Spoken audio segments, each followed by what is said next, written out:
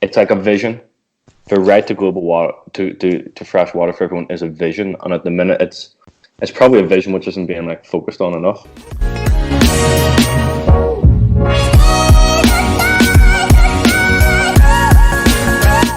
Welcome back to Maturing Cheddar, bringing you a variety of views from the UK and the US about this weird and wonderful world that we live in. Find us on Spotify, Apple Podcasts, SoundCloud, YouTube, and Instagram. As usual, we appreciate all feedback, so please leave comments where possible. So we made it to our 8th episode, and we have the full team here, Lewis, Todd, Hemel, and myself, Ryan. And today we have a very interesting topic that affects us all, water, and whether we're in a water crisis right now.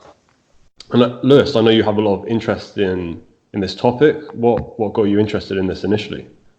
Yeah, thanks, Ryan. So I don't want to belittle the subject, but I watched a film called The Big Short, and at the end of the film, Michael Burry, who's an hedge fund manager, and they've been a hedge fund manager on Wall Street, has a change of kind of heart, if you like, and then only vows from then on to deal with water and helping people access it, etc., using his skills and influence. And that made me think, how much of are we in a crisis? We keep hearing about it. Is a crisis going to come? And if anything, for any generation that's ever lived, it's probably our generation that's going to be the first to really have to deal with a water crisis, if there's going to be one. And as I did the research, I kind of it sort of opened up my eyes, and yeah, I just thought let's try and share this in the pod. I'm going to ask you a couple of questions, and hopefully we'll get some interesting views from you guys and the listener. I guess my first question is to you guys. It's very open. Now, do you think we are in a water crisis? I think yes. In terms of people having access to clean water. I read a statistic online that it was like 850 million people in the world don't have access to clean water. And when I say access to clean water, they don't have clean water within like 30 minutes travel time of where they live. I mean, we take it for granted because we just go and run our taps and we can get clean water. But when you think about 850 million people, what's that, like 1/7, 1/8 of the world's population doesn't have immediate access to clean water? I think that's like a big problem. So I guess yes, in that case. Okay. Any other immediate views on that? What Rand said there was not taking apart his own point, but you've got like the global view where we're probably yes, because like as a world, you've got different regions which are in different states of like water level availability. But it depends on like your perspective. So like if you're locally focused, then like here in Western world UK, I'd be like, no, I don't experience like water scarcity in any way. I can like run the taps and wash and grab a bottle of fresh clean water, access it easy enough. So I think it's like it really depends on like where you're viewing it from and what you care about, because a lot of people day to day will just look at like what they experience and how it impacts them. Which, when I say a lot of people, it's actually like very few people in the Western world have like easy accessibility to water versus like the millions around the world which don't or have to work a bit harder to get it. So I think it like depends on your viewpoint. Yeah. So you're saying, well, if you had to boil it down to a yes or no, you'd say no. You'd say no. From where you're sitting, we're not in a water crisis, but it depends where you're sitting. So. Yeah. So like locally, no. Globally, I'd say we're entering it. Okay. But it comes down to like your view on like how much do you care about the rest of the world? Yeah. Because you might say like I'm never going to travel to any of these places which experience water scarcity. So, that's an interesting point. That's a very interesting point, Todd, and we'll get back onto that. Hemo, have you got any thoughts there, or we can just get straight into it? I would say definitely we're in a water crisis. If you look at so one of the reasons I really keen to talk about the subject, I donate to WaterAid. and I originally was interested in about water supply across the world from reading one of their leaflets and understanding how bad it is in terms of access to water, but also the knock-on effects of those of not having access to water. So, for example, every minute a newborn dies from infection caused by a lack of safe water and an unclean environment. Around the world, up to 443 million school days are lost every year because of water-related illnesses. And I was quite shocked that if everyone everywhere had access to clean water, the number of diarrhea-based deaths would be cut by a third. So those are pretty, heavy hitting and big facts that you have. Okay, yeah. So you think we're 100% in a water crisis? Ryan agrees, just, and then Todd has an interesting viewpoint on. Depends on your viewpoint where you are in the world, and I guess I'll pick up on Todd's point, Yep. which is depends where you are in the world. Now, in the UK and large parts of the USA, and I say large parts of the USA, probably the most densely populated areas, are probably not in a water crisis. It doesn't look like we're going to run out of water for a while. But one country I did pick up, Western world, you could argue it's not.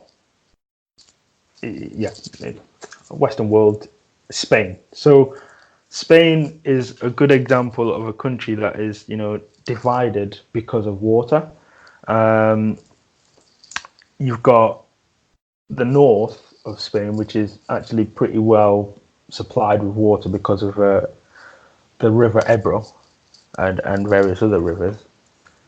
But the southern regions are deprived, and it's got to the point where they tap from illegal water tables. So they take water from the water table down in the southern region, often from illegal places, just because they're so desperate to get that water. And the Sahara Desert, which is northern Africa, could engulf the south of Spain by 2050. So, and for all of us, we're all UK citizens. Spain is pretty close to us, right? How does that, now you've heard that, how do you feel about Todd's viewpoint, which is correct, almost like in the UK, this is not going to affect us immediately, but actually, if you look at it, a lot of our produce comes from Spain.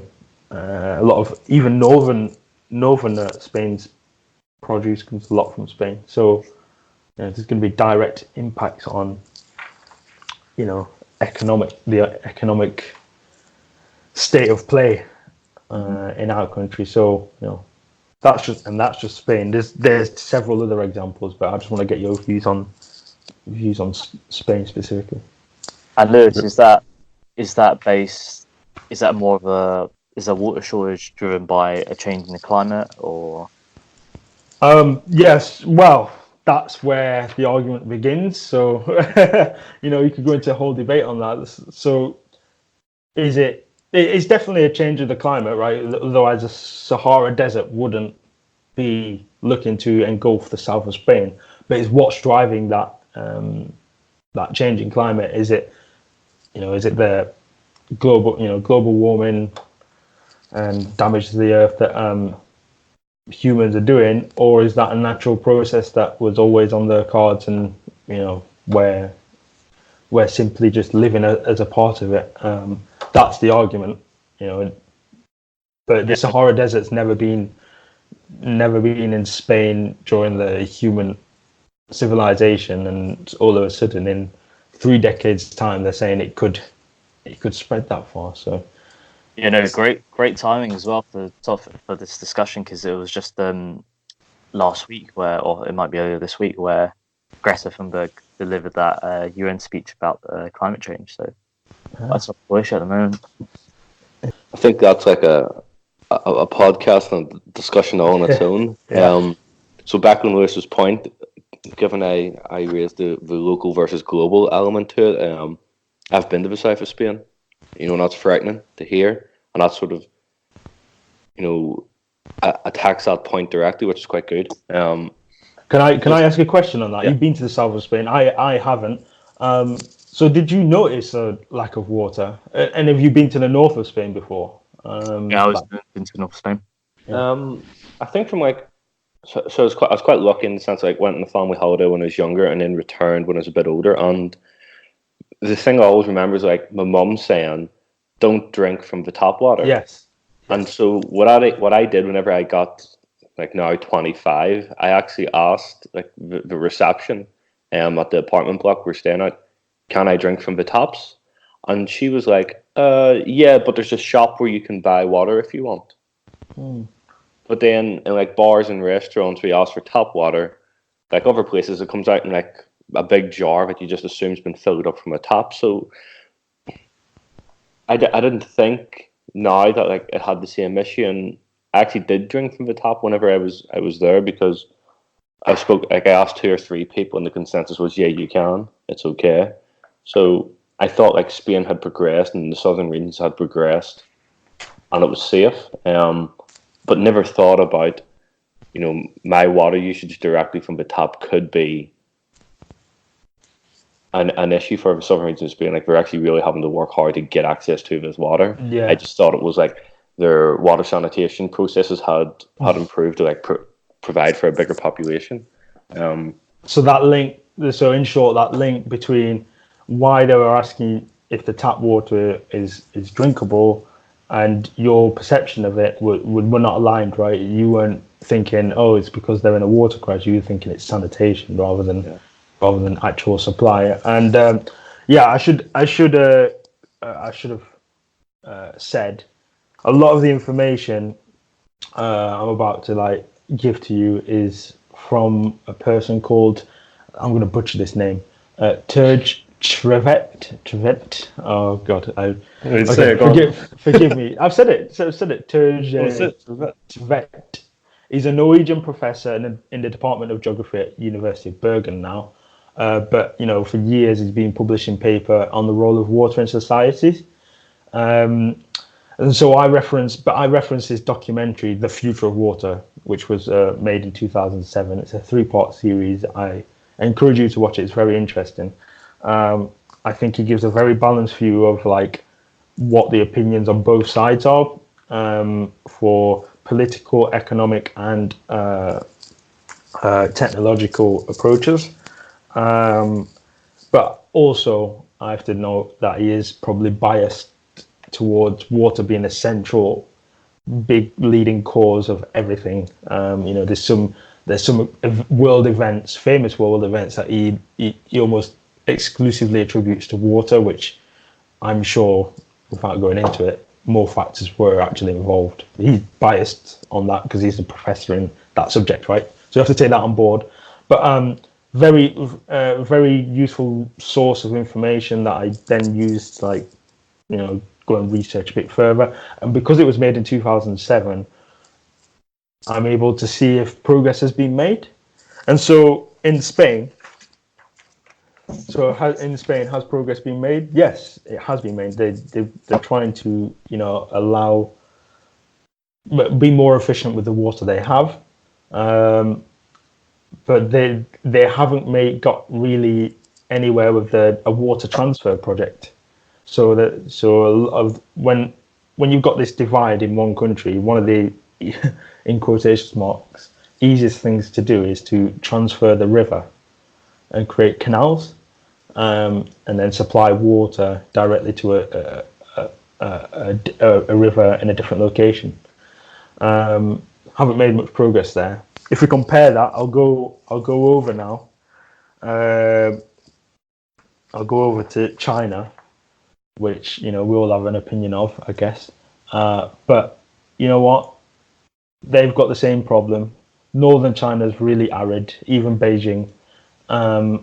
And southern China is really well supplied with water. They've got 2 main rivers, the Yellow River in the north and the Yangtze River in the south. But anyway, it's $37.5 billion project to transfer water from the southern Yangtze River to the northern Yellow River and beyond to just give fertility to those regions. And they target, I think it's 2050 for those guys as well. They target 2050, but actually one of the transfers in the central region, so they've got an east, central and western region that they're targeting. So the central one, indirectly, there's water already being supplied from the Yangtze up into basically connecting to a lake, and from that lake they've managed to build a canal that goes all the way up to near Beijing, and so it's basically supplying Beijing with water. So I think that's and that started in 2008. We're 11 years down the line, and I think that's amazing, to be honest. Their progress is definitely something to marvel at, and but also shows you how serious the problem is, right? They've put in billions and billions of dollars into these transfer projects to supply their people, because they believe it's easier to do that than it is to move a load of people or move the capital. So we've got this example of Spain and China transferring water, and we did all say we are in a water crisis, but I'll go to those people who said, yes, we are in a water crisis. And I've just given you a couple of examples of what some countries are doing. But first of all, a sub-question, what do you think should be done? You said that we're in a water crisis. And Todd, you said we're in a water crisis technically globally, if you like, if we look, depending on your viewpoint. So what do you believe should be done? And again, it's actually quite an open question. And then I've got a second question, which I'll come on to afterwards. Yeah, I think I'm pretty interested in how, first of all, like you linked it to kind of the UK economy, because so much agriculture comes from Spain, so that could potentially affect the UK, and we would never think that. But I guess when I think about water crisis, I think about countries like some parts of India or some countries in like Central Africa who like don't have like running water full stop, where people will just drink from the rivers, and these are like the same rivers where effectively their shit like goes into that river, and then they'll go down to that river with a bucket, get the bucket and drink. So I guess like when I think about water crisis, I think about like that, like the most extreme cases.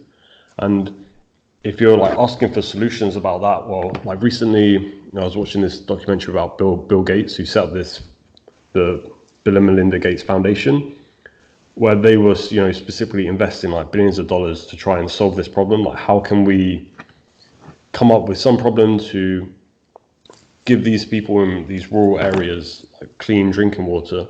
It's too expensive to build an infrastructure of pipes.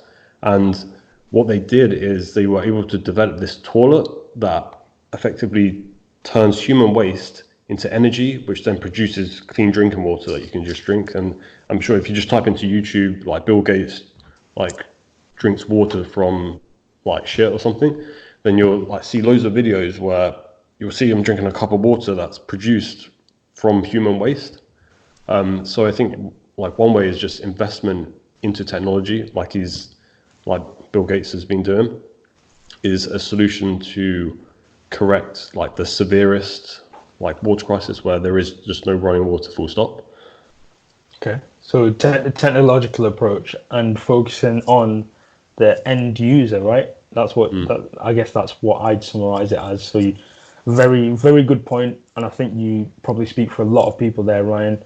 I don't know about Hemel and Todd, probably agree, but when you think of water crisis, you think of people without drinking water, running water, and then you're saying that a technological approach to helping those people directly is probably better. Okay, I'd love to get Todd. I'm going to gorge you on this. As an engineer, Yeah. you think that's efficient? Efficient solution. We're basically looking at every person is in a rural area, and then saying, "I'm going to try and give you clean drinking water," instead of trying to create a central solution and then get that central solution out to them. Which one's more efficient? Sounds like a exam test, doesn't it? Yeah, I can literally see you thinking and like, you know. I would initially say like the central solution, taking water from like water abundant areas and transporting it to less abundant areas. Rand noted something there about like the Bill Gates Foundation had looked at pipes and the cost of that, and it didn't make it worthwhile to do. And I think, yeah, the distances over which water has to travel now is probably becoming an issue because you might have fewer and fewer really abundant areas and more areas which require like a good flow of water into. I don't think I'm going to be able to answer your question here. I would have said central, but Rand's thinks through a spanner in the works here. On what Ryan said though, like I'm a big one for the technology solution, and I think I've always had this thought in my head that like technology will produce an answer at a point in time, and the reason I think that is if you take, and this is my example for like why I like data and I like the sciences. Fire was always around, like fire's always been in existence. Just the ability to control fire occurred at an instance in time when like the first caveman figured out how to control it. And so in my head, it's like the ability to control fire was always there. It just took that split second for it to actually happen. And so I think the ability to provide clean water to every person on the planet is there. It just, we haven't reached that moment in time where someone's figured out how to do it. So a lot of it depends on like marketing and communication of it, because my first point of my local view doesn't see a water issue, but my global view does. A lot of people won't have that global view. So you've got what you said to me, Lewis, was sovereign Spain, where you go on holiday, has a water issue, and you now made that local to me. So I think it's important of like a marketing and like a communication bit. And once you do that, you impact like the capitalist system where investment in technology is driven by a view on investment in water technology, which then creates more people thinking about this. To look at Rand's question, or the question he proposed to me, Lewis, do you bring water to them, or do you develop water like at their area? And you'll have more people then, instead of just Bill Gates trying to find this solution. I'm not saying Bill Gates is wrong, because like extremely wealthy man and very smart. But like anything, you've only got one person looking at it. You got one set of eyes. You get more people looking at it, more chances for like diverse opinion and other solutions. So I think at the minute, without knowing too much about like the Bill Gates solution, I'd still go by the move water from abundant areas to less abundant areas approach. Okay. And focus on transportation. Yes, so transportation. I think that's a very valid answer, and I like how you got there. I'll just quickly, Hamilton, have you got an answer on this? Or? Yeah, so I think just on Ryan's point about the Bill Gates technological advancement, I actually saw Bill Gates go into the Jimmy Fallon show. I'm not sure if you guys saw it, where he actually made Jimmy Fallon have 2 glasses of water, and he had to tell which one was from his invention, which basically turns like poop into water. And turns out they're both from poop, and Jimmy Fallon couldn't tell the difference. So it sounds like it is something that is effective. But I think just taking a step back and looking at the problem as a whole, Todd and Ryan are right, looking at it from a technological perspective, and also moving water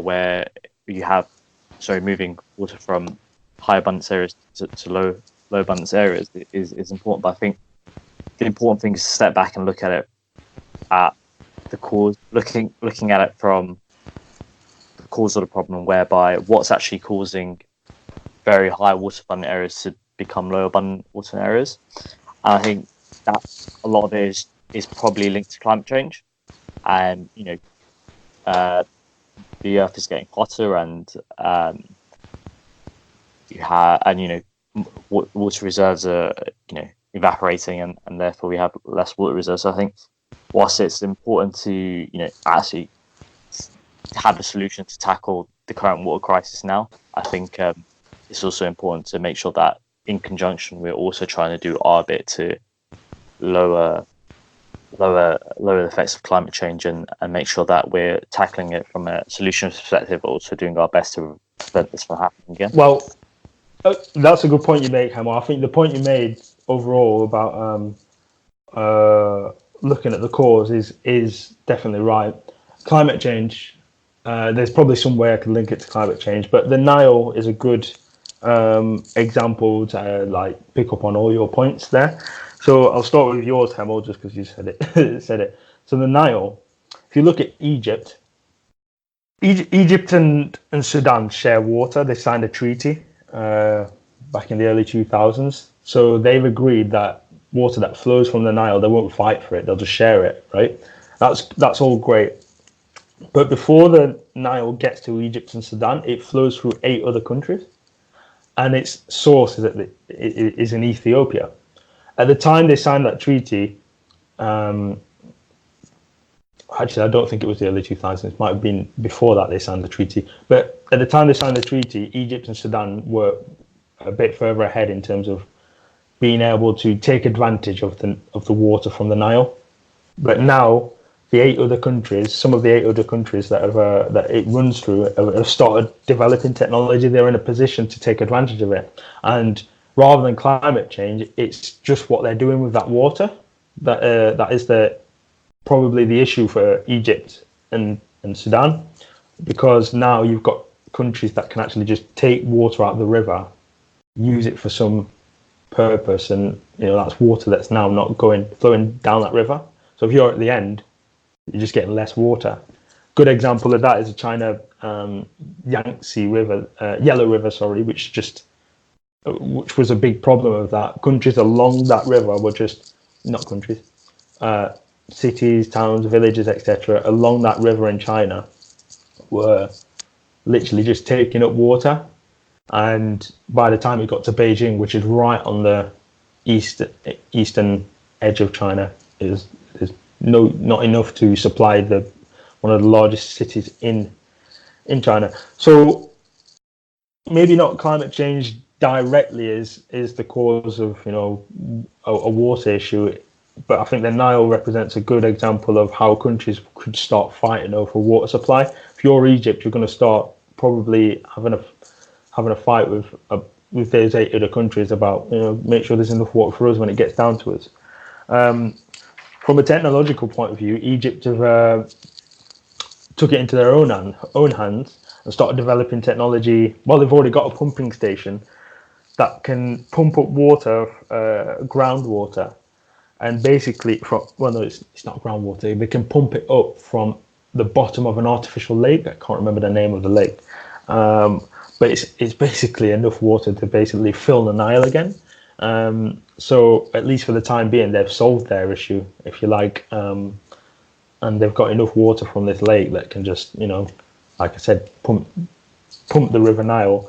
And the Nile has always had arid desert all around it with like banks of green, and the cities are very much on the banks of the Nile. So, trying to take water from this location to the city is not actually that big of an issue on the Nile. And I'd like to question how many people in those rural areas is Bill Gates' solution targeting, and could his, is it better to help those people? There's an argument here. Is it better to help those few people, if it is just a few, compared to the many in the city that are struggling, or is it better to go with that central location idea and get it out to as many people as possible? That'd be my view on it. I'd like to see some numbers there and just say, look, Bill Gates did a great job finding this solution. How many people can it impact? Or is it better to go with a central technology that can supply potentially even more people from us, to a city essentially, and then focus on those rural areas in a different way. That's what I'd like to see, and I don't have numbers on that. And it's a question I'd put to you guys to go and find out, I guess, especially the Bill Gates one. I was very interested to hear that. I'd like to see where he's taking that, or who's taking that on, and how they're going to bring it out to a larger community, because it seems like a solution that could just be applied to everyone. I mean, why would it not work in Britain? Go on. The key thing, I guess, is affordability. You want to make. I mean, it's amazing having all this technology, and it's wonderful that we live in a time where we can solve issues like this. I think the key thing is making sure that technology is affordable, so anyone across the world can use it. I think that's probably where Bill Gates's water invention is slightly in development, whereas like you mentioned with the central pumps, that's a solution which is in the countryside. Yeah, it's already in use, so it's affordable. So I think it's definitely good to have the idea, but I guess the next step is how can I make this affordable that any person in the world can actually use it.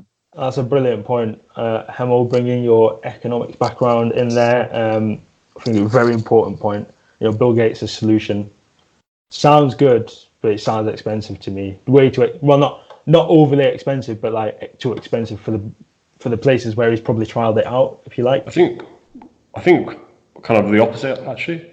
Go on. Like, I think the Bill Gates is a cheaper solution.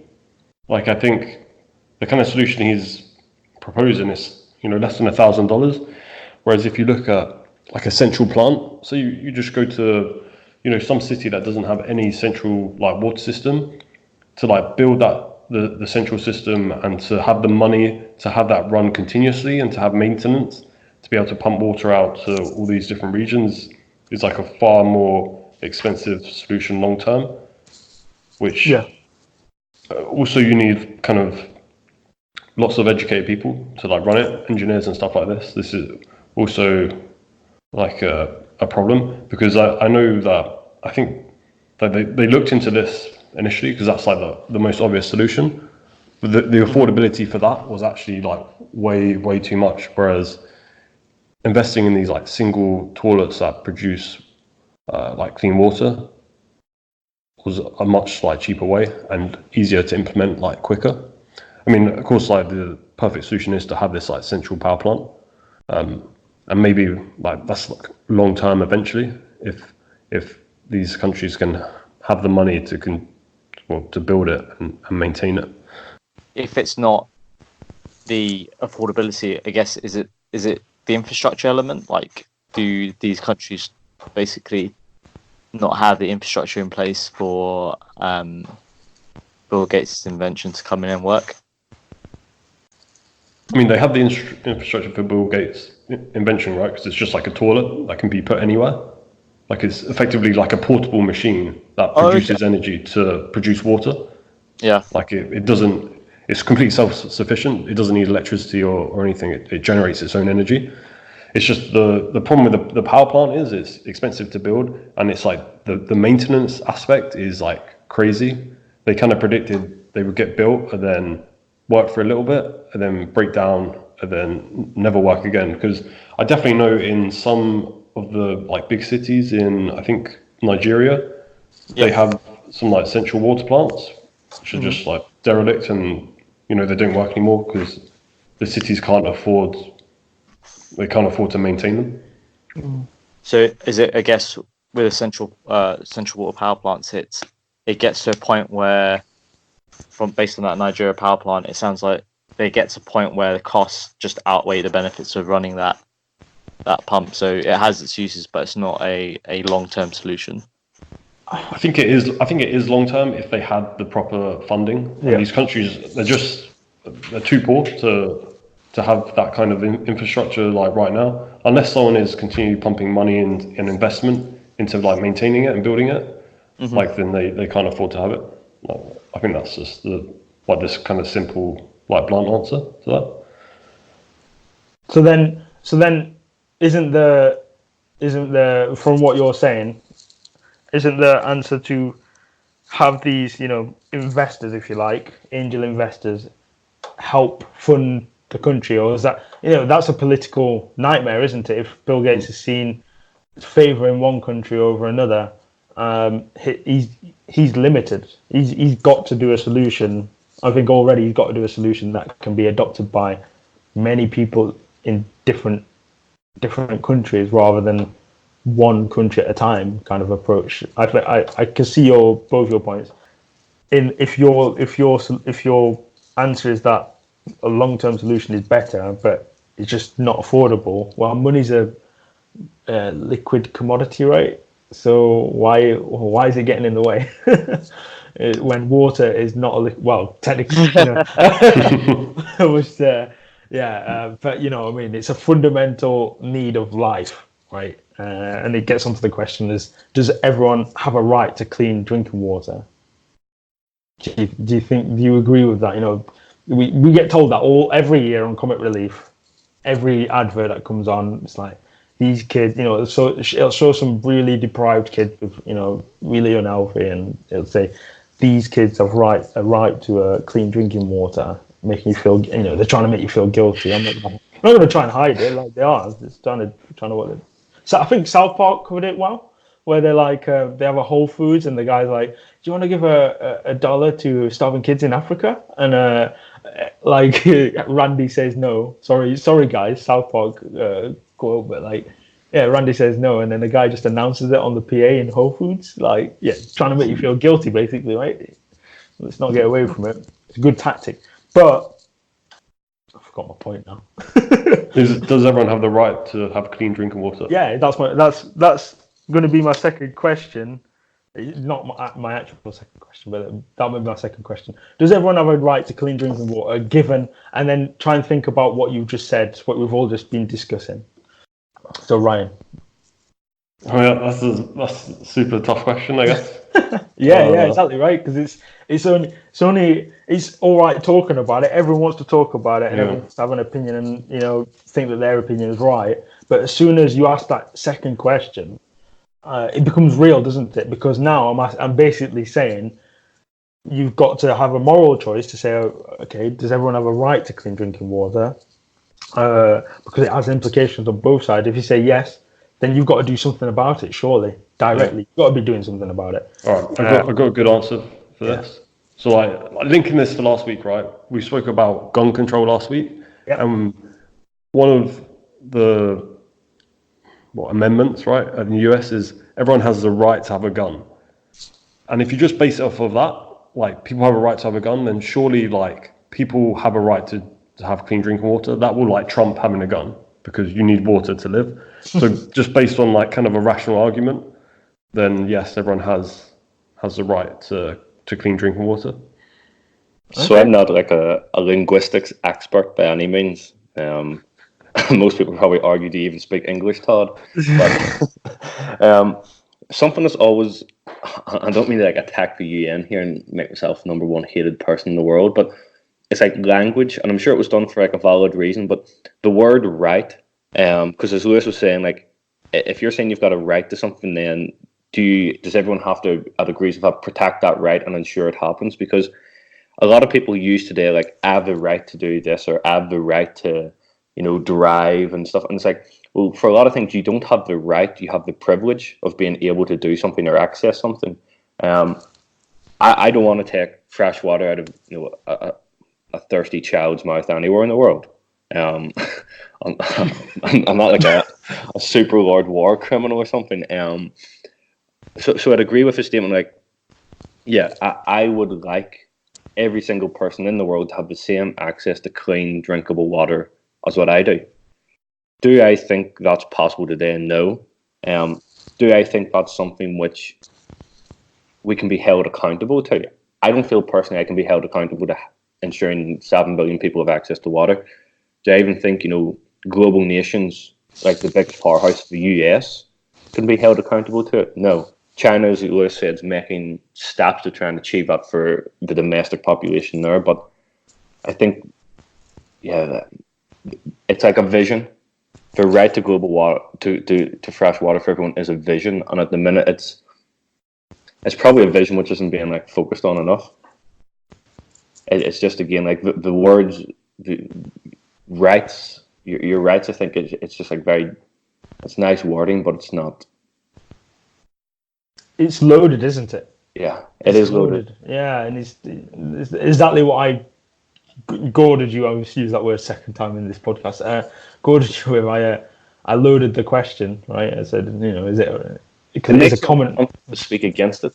Exactly right, exactly, and I think people should have bravery because as soon as they're uncomfortable, it means that they have a viewpoint that they think is wrong in the public setting, but they have a viewpoint, and this is what this podcast is about. It's like we're giving our raw views and trying to rationalize them. So thanks, Todd. I think you put it very well without making yourself look bad. Have you got any? I know that for you, Hemel, you said that you donate to WaterAid. So fast forwarding that question and your answer, you're actually doing something about it, right? You're trying to. I don't know if you're giving the right to people because that's different, isn't it? Giving to WaterAid is one thing. You are helping people, but are you empowering people, and are you giving them the right to drinking water? A loaded question. I would say giving the right is probably stretching it a bit too far. I think it's more so much trying to give as many opportunities as you possibly can for anyone in the world to have access to clean drinking water and also basic sanitation. And I think it's definitely as Ryan and Todd said, and actually funny enough, just on Ryan's point, I'm not sure if you guys remember what happened in the US with the Flint, Michigan, with the water crisis. And in Flint, Michigan, the water crisis. So in Flint, Michigan, they basically didn't have access to clean drinking water, and about 12 people died from Legionnaire's disease, which is a water-based disease. So I think, and it started around 2014, and I think it was about 3-4 years where people couldn't use tap water because it was basically infected. Yeah. So obviously, looking at it from what Ryan said about gun control, like Second Amendment, even if it was an amendment. So the US should be doing something about it. So you think, going back to Ryan's point, you think it should be a right, and therefore you think 3 years was too long to be waiting for clean drinking water for those people. In a country like the US, which has the amount of wealth that it has, 100% should be. Yeah, in the context of their laws and, if you like, their constitution, I think, I probably agree with you there. Controversially, at most, I don't know how the problem couldn't have been fixed in a year. This is one of the biggest economic powerhouses in the world. A leader, and if you want to impose on another country your ideology, and make yourself look good, you've got to look after your own, get your own shop in order, right? Yeah, exactly. And I think it's a very easy fix. Well, I say easy fix. I think it's something that shouldn't have been left as long as it should have. But just going back on your right to water. I think everyone should have a right to water, but I realise in this day and age, it's hard to sort of give the right. But I think trying to make as many opportunities as possible for people to get that access is the most important thing. And it helps not only from a moral perspective, but also an economic perspective. I remember reading a stat on WaterAid where every $1 invested in water and toilets returns an average of $4 in increased productivity. So there is an economic benefit of having basic access to water and sanitation. Yeah, I think. Thank you, Hemel. I think we're probably reaching the end, aren't we, of the podcast? We've not even got through half of the discussion points I had, to be honest. So maybe we'll come back and do a part 2. But I guess to summarize from my point of view, from what I've heard, I think I asked you, do you think we're in a water crisis? Overall, we said yes, globally for sure. And Todd raised the point about maybe locally in Britain and where we are in certain parts of the US and where we visit in the US, probably not. Not in a crisis as such. And then I asked, what do you, is it a right for people to have water? I think, Hamo, you said yes. I'm going to say you said yes, and then you qualified it with, it's probably not realistic, and give it, at least in the short term, we should be giving people opportunities. Ryan and Todd, you both said, I can't remember. I'll be honest. I basically said yes. I just went off like a rational argument that if people have the right to have guns, then surely people have the right to be able to have clean drinking water. Yeah, there we go. And we never got really going on the points about the implications of the political opportunity, the economic opportunity, and consequences of having or not having water, or diverting or not diverting water. And then obviously the point that I actually started thinking about this, when I was thinking about the subject of water and where it could lead to if there is a crisis, which is war, essentially. Some countries would end up warring over it. There's been wars fought over less probably than a fundamental resource to human survival. So definitely I think worth coming back and doing maybe a part 2 at some point, if people are interested. So this has been Maturing Cheddar with episode 8. Been talking about the water crisis. Are we in a water crisis? Potentially yes. Hope you've enjoyed it. Again, find us on Spotify, Apple Podcasts, SoundCloud, YouTube, and Instagram. All feedback is welcome. See you guys next week. Bye.